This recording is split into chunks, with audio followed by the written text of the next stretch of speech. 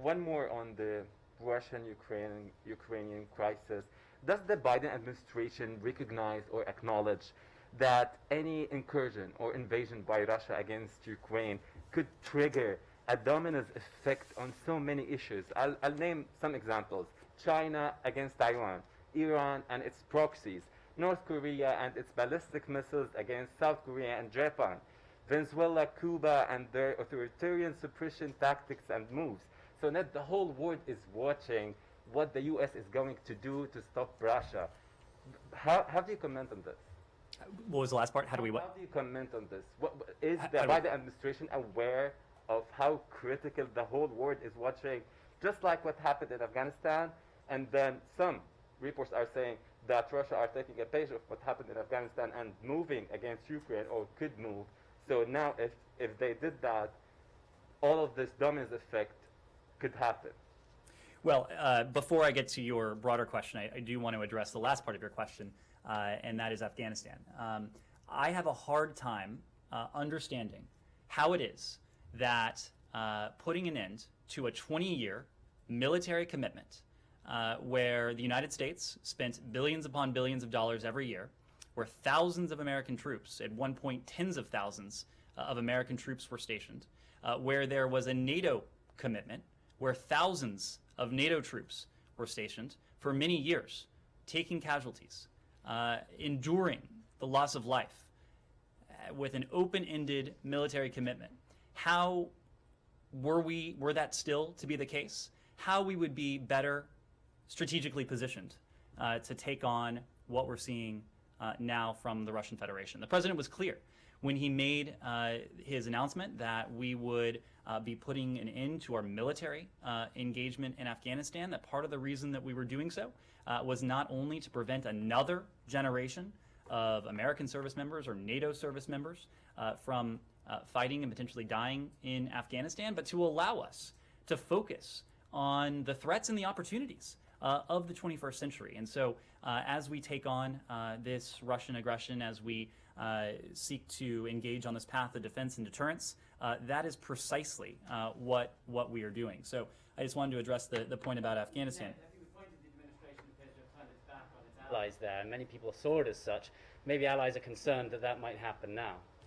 First of all, the United States has not turned its back on Afghanistan.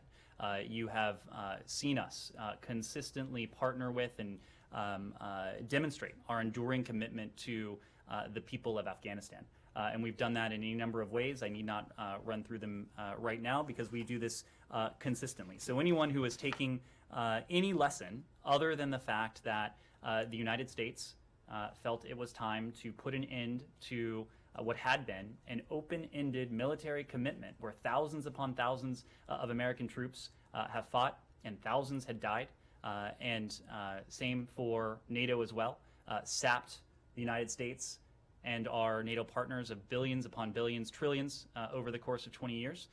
Anyone who would take any lesson from that, other than the fact that the United States is positioning itself to take on the threats and opportunities that we face now while we continue to partner with and support the people of Afghanistan, that would be mistaken analysis. But to your question, though, we have thought about that, and that is precisely why the Secretary delivered a speech in Berlin last week that was really on this very question, to make the point that what we are seeing Russia attempt and undertake against Ukraine is important in its own right, of course.